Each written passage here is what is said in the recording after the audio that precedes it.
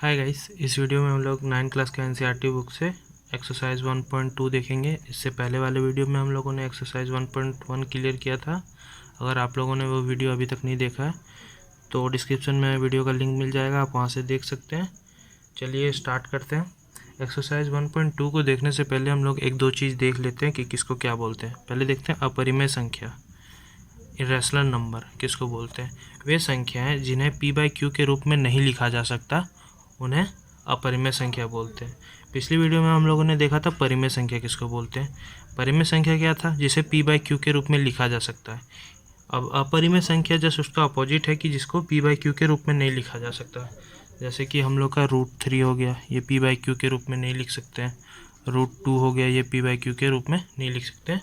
तो ये सब अपरिमेय संख्या है। अब देखते हैं वास्तविक संख्या क्या है, रियल नंबर। परिमेय तथा अपरिमेय संख्या के समूह को वास्तविक संख्या कहते हैं। प्रत्येक वास्तविक संख्या को संख्या रेखा पर एक अद्वितीय बिंदु से निरूपित किया जाता है। पहले हम लोगों ने परिमेय संख्या के बारे में देखा था, अभी हम लोगों ने अपरिमेय संख्या किसको बोलते हैं उसको देख लिया। अब संख्या के समूह को, मतलब परिमेय और अपरिमेय संख्या, मतलब वास्तविक संख्या जो होगा उसमें परिमेय संख्या भी रहेगा और अपरिमेय संख्या भी रहेगा, उसको वास्तविक संख्या बोलते हैं। अब नेक्स्ट लाइन देखते हैं क्या बोल रहा है। प्रत्येक वास्तविक संख्या को संख्या रेखा पे एक अद्वितीय बिंदु द्वारा निरूपित किया जाता है। अगर ये हम लोग का संख्या रेखा है, ठीक है, तो ये बिंदु मेरा जो भी संख्या को डिनोट करेगा, या ये बिंदु मेरा जो भी संख्या को डिनोट करेगा, दूसरा कोई ऐसा बिंदु नहीं होगा जो वो संख्या को डिनोट कर सकता है, वो संख्या को दर्शा सकता है। इसीलिए बोलते हैं कि प्रत्येक वास्तविक संख्या को संख्या रेखा पे के अद्वितीय बिंदु द्वारा निरूपित किया जाता है, मतलब दर्शाया जाता है। चलिए प्रश्नावली 1.2 देखते हैं।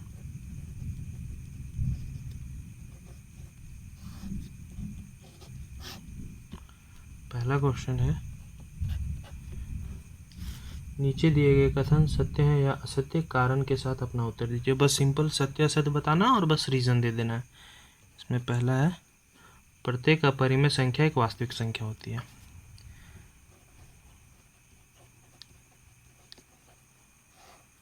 अपरिमेय संख्या, सारा अपरिमेय संख्या और सारा परिमेय संख्या, इसको हम लोग मिलाते हैं तो हम लोग को क्या बनता है? वास्तविक संख्या।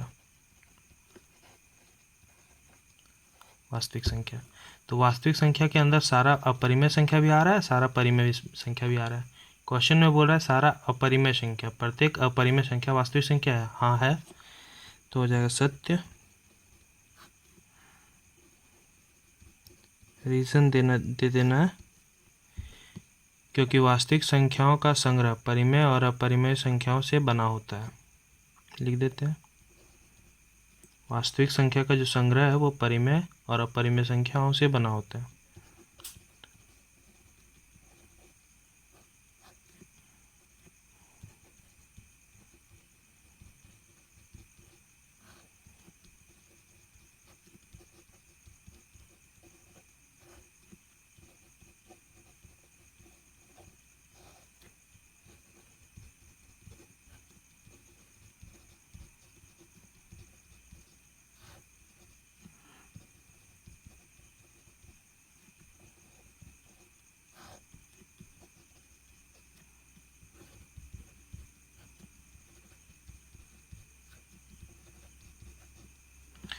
क्योंकि वास्तविक संख्याओं का संग्रह परिमेय और अपरिमेय संख्याओं से बना होता है। समझ में आ गया? नेक्स्ट नंबर देखते हैं। संख्या रेखा पर प्रत्येक बिंदु √m के फॉर्म में होता है, √m के रूप में होता है, जहाँ √m एक प्राकृत संख्या है। बोल रहा है ये जो संख्या रेखा है हम लोग का, इसमें सारा बिंदु, मतलब यहाँ पे होगा 1 2 3 -1 -2 -3। बोल रहा है सारा बिंदु √m के फॉर्म में होता है, जहाँ m एक प्राकृत संख्या है। इसको रूट के फॉर्म में लिखेंगे तो क्या लिखेंगे? √1, m के जगह पे क्या है? 1। इसको अगर रूट के फॉर्म में लिखेंगे तो क्या लिखेंगे? √4।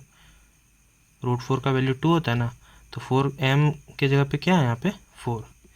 इस टाइप में देखते हैं तो यहाँ पे तो प्राकृत संख्या आ रहा है, इधर देखते हैं क्या होता है, रूट -1 का रूट क्या हो जाएगा, कुछ नहीं, क्योंकि इसका अगर रूट का वैल्यू देखेंगे ये यहाँ पे ऐसा हो जाएगा। तो ये जो -1 है m के जगह पे तो है, बट ये प्राकृत संख्या नहीं है, तो जो कथन है वो असत्य हो जाएगा, असत्य। रीजन में हो जाएगा कोई भी ऋण संख्या किसी प्राकृत संख्या का वर्गमूल नहीं हो सकती। मतलब अगर हम लोग -4 लिखते हैं तो इसका वर्गमूल निकालते हैं तो -2 नहीं होगा, क्योंकि -2 इंटू -2 करते हैं तो हो जाता है 4 plus plus minus minus plus. तो रीज़न डाल देते हैं क्योंकि कोई भी ऋण संख्या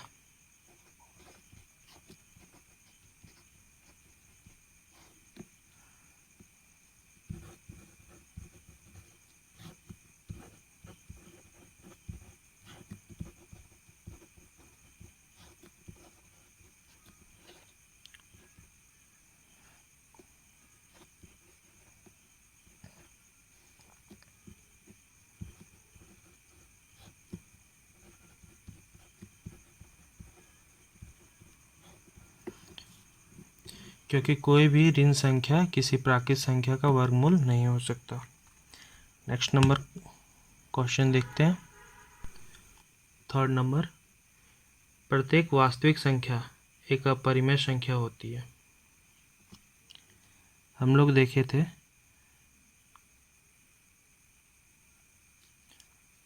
जो ये वास्तविक संख्या था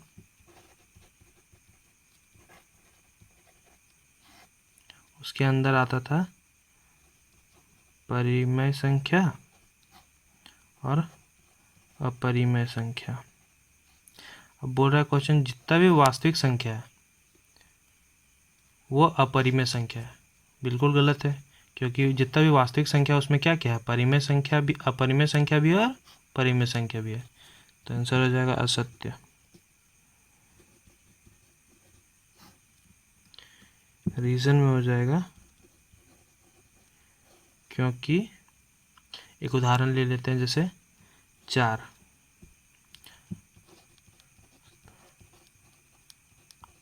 वास्तविक संख्या तो है पर अपरिमेय संख्या नहीं। पहला क्वेश्चन सॉल्व हो गया। अब चलते हैं इस एक्सरसाइज का 2nd नंबर क्वेश्चन में। क्वेश्चन बोल रहा है क्या सभी धनात्मक पूर्णांकों के वर्गमूल अपरिमेय होते हैं, यदि नहीं तो एक ऐसी संख्या के वर्गमूल का उदाहरण दीजिए जो परिमेय है।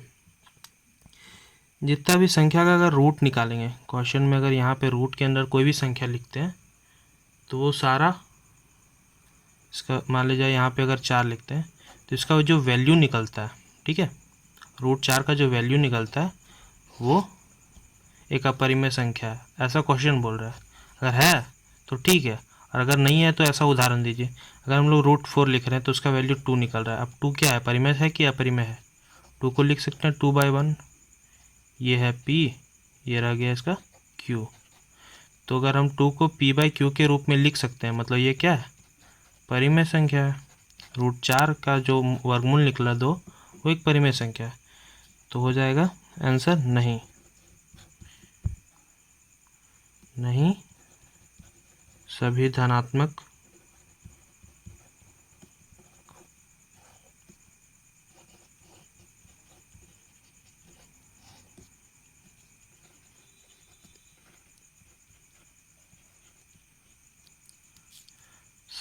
सभी धनात्मक पूर्णांकों के वर्गमूल अपरिमेय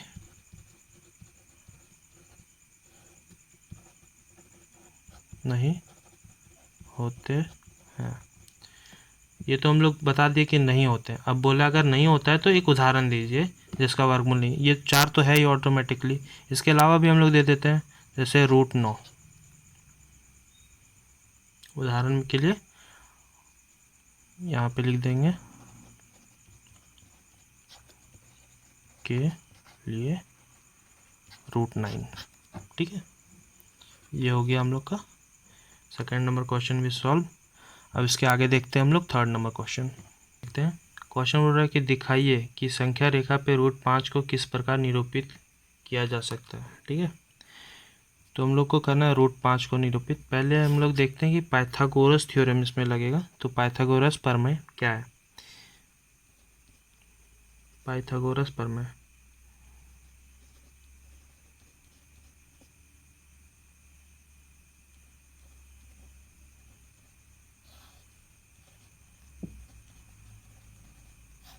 पाइथागोरस प्रमेय बोलता क्या है?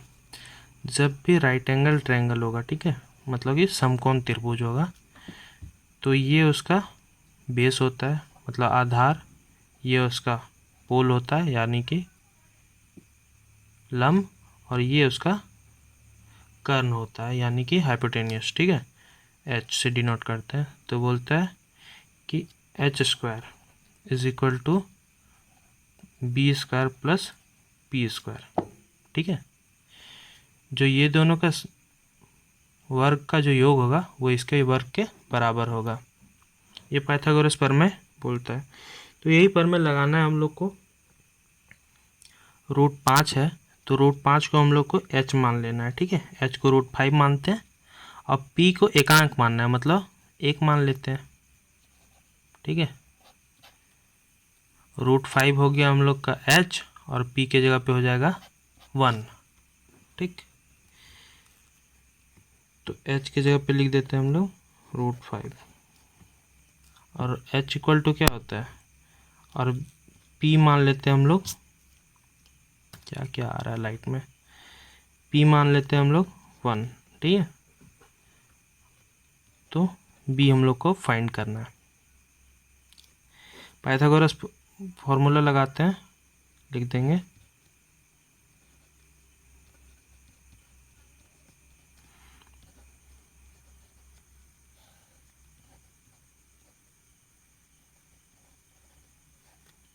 में से पाइथागोरस प्रमेय से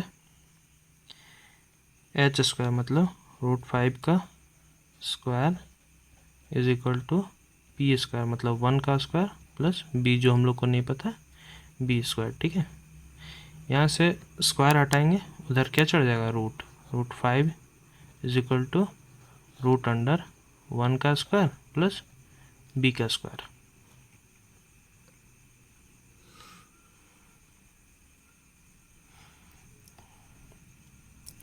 रूट दोनों साइड है तो हटा सकते हैं हम लोग रूट को, हो जाएगा 5 इज इक्वल टू 1 का स्क्वायर 1 प्लस b का स्क्वायर b²। ठीक है, तो यहाँ पे क्या हो जाएगा, ये इधर घट जाएगा, b is equal to 5 minus 1 is equal to 4, b² is equal to. ठीक है, तो b² इज इक्वल टू 4, तो b इज इक्वल टू क्या हो जाएगा, √4 इज इक्वल टू 2। b का वैल्यू हम लोग को 2 मिल गया, p पता है और h पता है। तो अब हम लोग संख्या रेखा का निर्माण करेंगे कि कैसे हम लोग का संख्या रेखा बनेगा।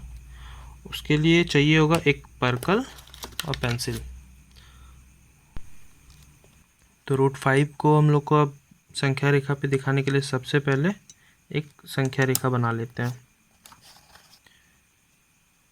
ये हम लोग का संख्या रेखा हो गया। ठीक है, यहाँ पे कहीं 0 मान लेते हैं और बराबर बराबर दूरी पे 1 2 मान लेते हैं।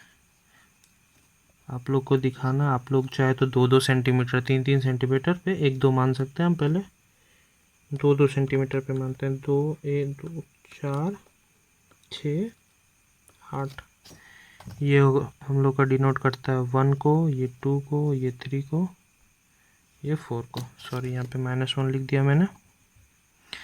ये 1 को डिनोट करता है, ये 2 को, ये 3 को, ये 4 को।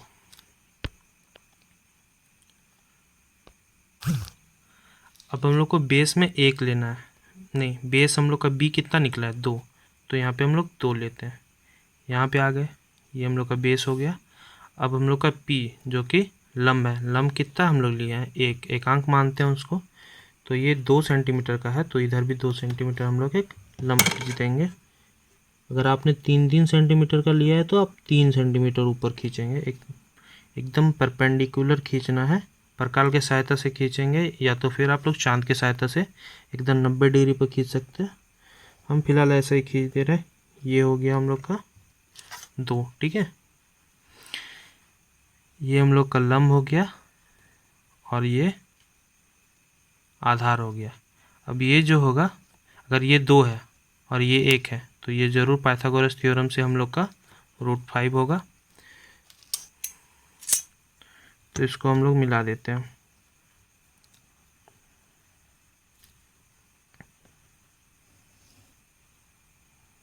टॉप को एकदम बारीकी से मिला देना है। इतना तक हो गया। अब हम लोग को परकाल लेना है और ये जो 0 है और यहाँ से जो लंब का ऊपरी पॉइंट है, ये दोनों को मापना है, ठीक है। ऐसे यहाँ माप लिए। अब इसको मिलाते हुए यहाँ पे रखेंगे हम लोग इसको, और इसको मिलाते हुए हम लोग संख्या रेखा को काटेंगे, ठीक है। संख्या रेखा पे जहाँ पे ये कटा ना, इस बिंदु को हम लोग कोई नाम देते हैं। जैसे हम लोग नाम दे दिए P इस बिंदु को, ठीक है। और ये बिंदु ही हम लोग का √5 हो जाएगा। क्योंकि कैसे होगा वो भी हम बता दे रहे हैं। क्योंकि यहाँ तक का डिस्टेंस अगर हम लोग परकाल से लेते हैं इतना है और इसका लंबाई क्या है √5। कहाँ से? पाइथागोरस थ्योरम से।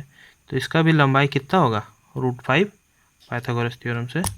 तो OP इसका नाम दे देते हैं, मान लीजिए O, ठीक है। 0 और O में थोड़ा फर्क कीजिएगा।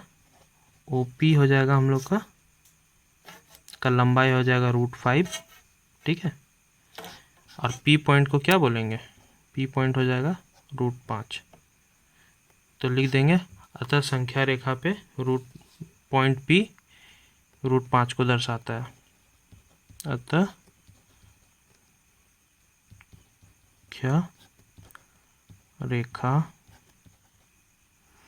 में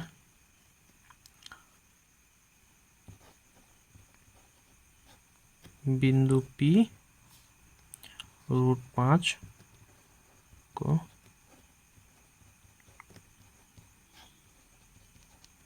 दर्शाता है। ये एक्सरसाइज में एक और क्वेश्चन है, चौथा नंबर क्वेश्चन, जो कि क्वेश्चन नहीं है, एक क्रियाकलाप है। उसको करके देखना है, वो इतना इम्पोर्टेंट नहीं है। वैसे आप लोग चाहेंगे तो जैसा जैसा स्टेप बाय स्टेप बोला है वैसे करते रहिएगा, हो जाएगा, ठीक है। चलिए अब वीडियो को यहीं पे ख़त्म करते हैं। एक्सरसाइज 1.1 हो गया, 1.2 हो गया। अब पहला चैप्टर का 1.3 देखने के लिए चैनल को सब्सक्राइब कीजिए। जल्दी 1.3 भी आ जाएगा वीडियो। चैनल को सब्सक्राइब कीजिए, लाइक कीजिए, और समझ में आ रहा है तो कमेंट कीजिए कि हाँ समझ में आ रहा है। और अगर नहीं समझ में आ रहा है तो जो भी क्वेश्चन में डाउट है वो आप कमेंट में डाल सकते हैं।